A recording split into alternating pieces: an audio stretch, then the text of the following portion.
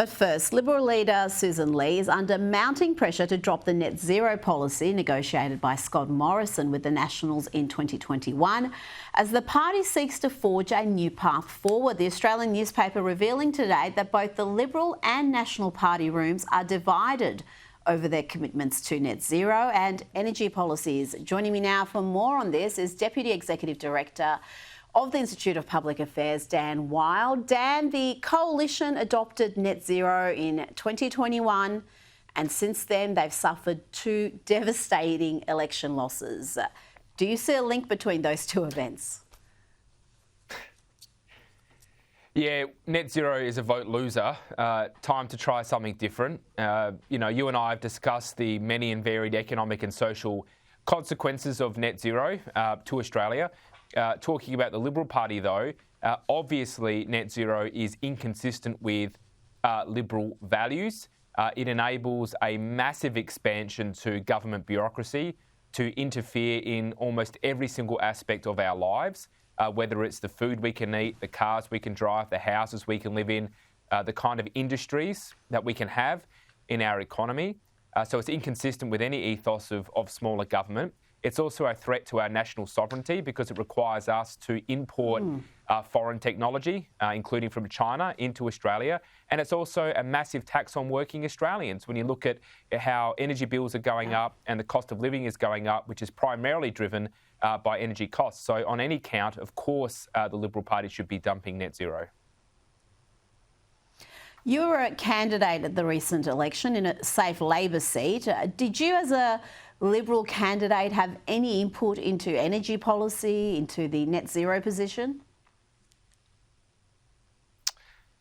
Not at a central level, Rita. I advocated the cause on the ground, but one thing I can tell you, particularly in outer suburban electorates such as the one I stood for, is that not one single person came up to me and asked me, how is Australia going in meeting our nationally determined contribution to cut our emissions to net zero by 2050 under the Paris Climate Agreement? Funnily enough, that wasn't raised even once, Rita. It might be hard to believe, but Australians are just over the climate fanaticism and want a government which is focused on the bottom line, not on bureaucrats in Brussels.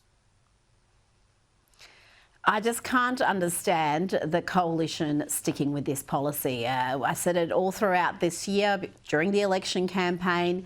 The last time they fought an election on this issue, they won the unwinnable election back in 2019. Then they signed up to net zero, devastating loss again. And you can't fight about issues like cost of living when you signed up to this madness, because it impacts every facet of life, from businesses to households to large-scale manufacturing sector. It is absolutely crippling for us. But let's move on to the Albanese government's tax on unrealised gains on superannuation funds in excess of $3 million. It'll come into effect July 1. It's expected to pass both the lower house and the Senate with ease, given the Greens have the balance of power in the upper house. Dan, the Liberals really failed to explain why this tax is so unfair, so grossly unfair. And it doesn't just impact the rich, it also has a massive impact on investment, a negative impact on the investment. Yeah, that's right. I think there's a couple of things. As with any kind of new tax, it's actually often the rich that can avoid it the best because they have the resources to alter their investment portfolios to minimise the impact of tax. It's actually those in the middle that tend to cop it. The other point is this will damage self-run super funds, and it will channel more money into industry super funds, and which is obviously a benefit to Labor and the unions, given that those super funds are run by unions. I think the other point, Rita, is this tax is incredibly opaque. It's not really clear how it will be administered. And one of the fundamental principles of taxation is you need to actually know how much tax you're liable for. So, you earn an income, you've got to pay income tax. You buy something from the shops, you pay GST. You own a business, you pay payroll tax. Now, we can debate the size and the magnitude of those taxes, but at least they're obvious in terms of how much you have to pay. But this tax is very opaque. So I don't even know if the Treasurer himself can explain how this is going to be enforced or how much tax the typical investor is actually going to pay.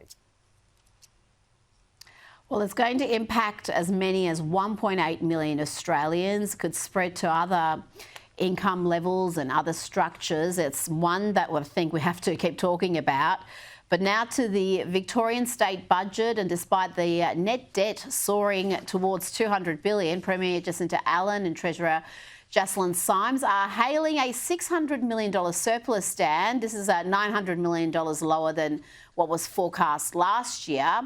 They're hailing this as the state's first back-in-black budget since the pandemic. But really, who are they fooling here? Victoria is in dire financial straits, and we're facing a credit downgrade, Dan. The state's credit rating is already at a record low, and it could fall further. Yeah, that's right. I don't think that the claim surplus is worth the paper it's written on, because we know that tens of billions of dollars, particularly in the infrastructure investments, have been shuffled off the books.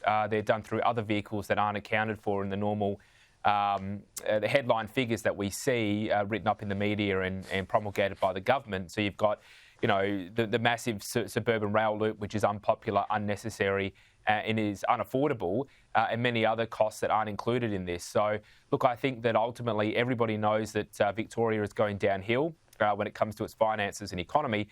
This is no longer abstract. We're seeing cuts to funding of schools, potential cuts to health and other services that Victorians rely upon. And of course, if Victoria goes down, it will bring the rest of the country with it. We already know that it's getting a larger distribution of the GST to compensate for the Victorian government's financial mismanagement. And at the end of the day, it's going to be everybody else in this country that will have to bail out the failing state that is Victoria.